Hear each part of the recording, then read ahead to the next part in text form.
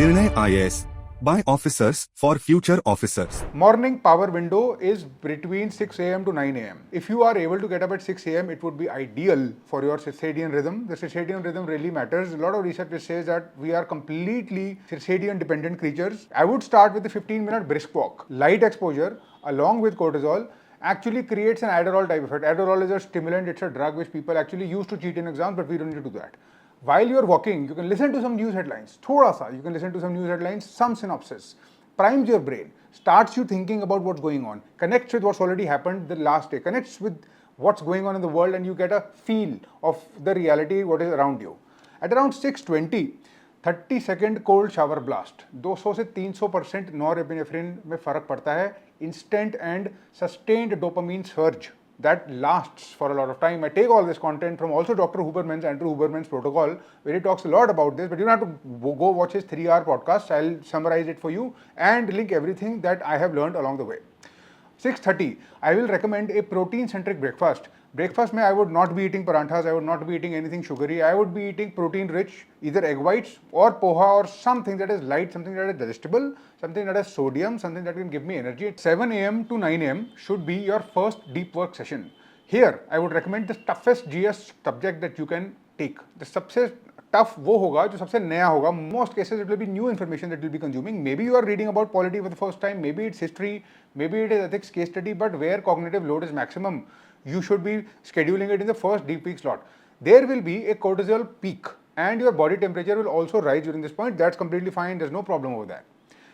I would recommend at least 2 45-minute slots in this to do active recall. जो भी आपने पढ़ा है 45 मिनट के स्लॉट में, क्या आप किताब बंद करके एक वॉइस नोट में वो एक्सप्लेन कर सकते हो? 2-3 मिनट के वॉइस नोट में कैन यू, एंड आपको पता चलेगा, यू विल रियलाइज आप कितनी रिटेंशन करते हो. आप ये भी नोटिस करोगे कि आपकी रिटेंशन घंटे पर घंटे गिरती है.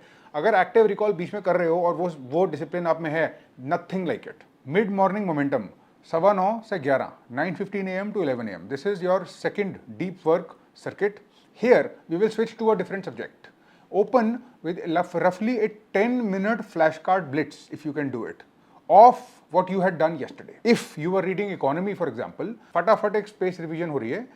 End blocks by solving 2024-2023 UPSC prelims questions for economy under 60 seconds if you can at that time. Again, in this slot, we are focusing on what we had done the other day in the starting.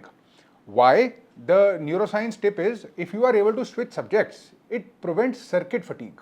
Think of it as a muscle group rotation for the brain. Third slot is 11:20 to 1 p.m. 11:20 a.m. to 1 p.m. This is a good slot for NSDR, non-sleep deep rest. एक 10-15 minute का 20 minute का योग निद्रा type nap आपकी पूरी adenosine recap कर देगा, and it will give you that energy that you need, but you will need to switch off your system for a little while. In this time, you might want to do some diagram rich visual learning, some light cognitive load. Geography is really good for this time. Maps को देखना, कुछ light, something interesting, something already that is using your curiosity and invoking your curiosity can be used. अगर optional subject है तो उसका कुछ interesting part without too much cognitive load is what I would do here, because this would be your third slot and there will already be some cognitive fatigue setting in.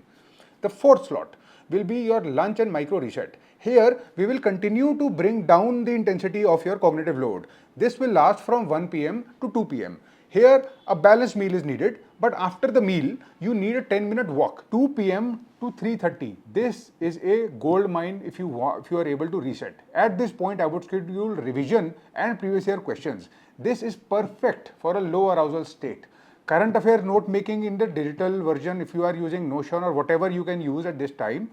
Again, I'm using low cognitive load, interesting, curious, dynamic stuff which doesn't require depth. With current affairs, you scan, you understand what's happened, you note if you are noting, and then you move on. Now, the UPSC actually schedules papers in the early afternoon, so you want to train with that biorhythm. And that is why this block has been structured accordingly. 3:30 to 3:45. This is a dopamine break. Here, you take your tea, you drink coffee. If you want caffeine, if you're using caffeine, take it. Check your phone, put it on a timer, win the break, reward yourself. Next, roughly 4 to 6 p.m. 4 p.m. to 6 p.m. is your second prime time slot. Here again, we will do some 250 word type GS answer writing drill. Great time to use your muscle memory. put a timer of 7 minutes, do a 250-word answer writing drill. It is around the time when you will be writing the second paper in your main, so it's good to write. You might want to do some optional subject mock also, roughly for 60 minutes. And like I said, again, let's never forget some time, a 15-minute slot for always checking if you have actually retained what you have learned. Make a voice note, explain it to somebody. If you want to, close your book and just repeat what you have understood from your optional subject or essay or ethics, whatever it is. Here we are using expression, we are using your cognitive powers of assimilation, synergy, synthesis that you require for answer writing, particularly for mains. This is a muscle memory training block. This is very effective if used properly. 6 to 6:30, I would do exercise and a BDNF boost. BDNF is a neurotrophic factor which helps in neuroplasticity, helps create new neurons in the brain, helps in hippocampal growth, which is critical for memory, long-term memory and short-term memory. Exercise really helps. At this time, this used to be my favorite time. I used to go a little bit late for the jog, but I used to go over the jog. If you are going to the gym, then do that, but do not exhaust yourself, right? Keep yourself at a 70 to 80% energy max output, but do not burn yourself out. Because if you burn yourself out, you will need that much more time to recoup. But an exercise that immerses you, that puts you in a state of sweating, it puts you in some cognitive fatigue, some cardiac fatigue also, a little bit is important, helps your brain grow. Because you will not be able to do the amount of learning you need to do unless you are constantly resetting your physical state. That's simply how the mind works. Once you've done this, you'll need another little bit of break, but then get back to it around 7:30, around 6:30 to 7 till 8 to 8:30. We need to again do consolidation here. A flash review loop. You revisit the morning, whatever you did in the morning, today's morning, maybe it was polity notes, maybe you had done articles, maybe you are doing fundamental rights, economy, whatever it is. Again, touch upon your GS topics. Quick 5-question oral quiz. At this point, I would stop exposure to blue light because I want my circadian rhythm to start pushing me down and pushing me off a little bit, tone down my energy level so that I am able to go into rest and sleep. Because remember, memory is consolidated in the sleep. There is something called as Hebbian pruning. Hebb was a neuroscientist and he explained this idea of pruning. Pruning is basically your brain getting rid of information that it doesn't require or it thinks it does not require. अगर आपने उसको repeat कर लिया है और आपने 2-3 बारी अपने ब्रेन को सिग्नल दे दिया कि ये इन्फॉर्मेशन रेलिवेंट है इसलिए बार बार पढ़ी जा रही है, it will prune away the rest of the information and it will keep that. So therefore, at this time, you want to make sure that you are tuning down for the night and you have time for one good slot, a night descent.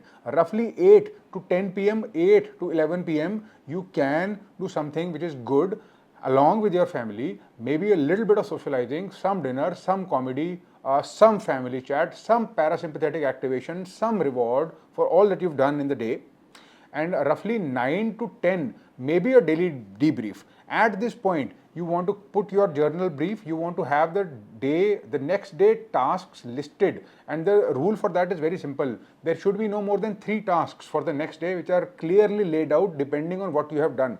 If you write that, the chances of your executing will be at least 42% more than what they are. Last but not the least, tune down your screen time, wind down, sleep by 11. The hippocampus, the memory, the consolidation, the neuroplasticity, it all is contingent upon that. Remember, at roughly 11 p.m., you need to wind down and sleep. This should be your typical schedule, but what about Sundays? Sundays can be a little bit different. Sundays, you can have a 3-hour simulated GS1 test under exact UPSC timings. Put your brain to the test, put the muscle memory to the test, put everything that you've learned in the past week to the test. Don't treat Sunday the same way as you treat other days. Plan the next week subject swaps. If you are doing some replanning, some reshuffling in your schedule about your goals, क्या करना है, क्या नहीं करना है, Sunday should be the day to do it. Every other day should just be following what you have done on the Sunday. Every other thing should be based on the feedback that you have gotten on the tests that you took on Sunday. If you are able to be systematic while you are doing this, there is nothing like it. And if you are following this routine, which mixes neuroscience, it mixes psychology, learning, retention, you will have a very good output. और ये सारे के सारे patterns, ना कि मैंने खुद use करे थे, टू अ लार्ज डिग्री आज की डेट में भी काम आ रहे हैं.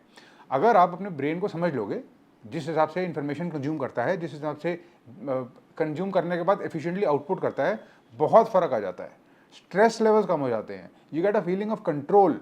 सो this is not just cognitive output we are getting some huge amount of psychological closure, and we are getting a lot of control, which is so sorely lacking in UPSC preparation.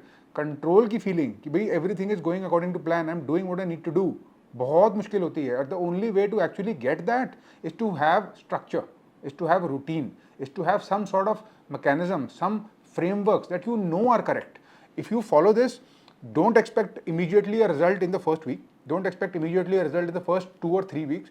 4 weeks down the line, 4 weeks down the line, you will start seeing some impact. You will start seeing more attention. You will start seeing some fatigue as well, but you will notice everybody around you getting a little bit left behind. You getting little bit more information, you getting little bit better systematic stuff, you having better retention, you having better control, and frankly, a lot less stress. So therefore, this routine I am sharing with you in a PDF format. You can download it in the description, and I hope that this helps.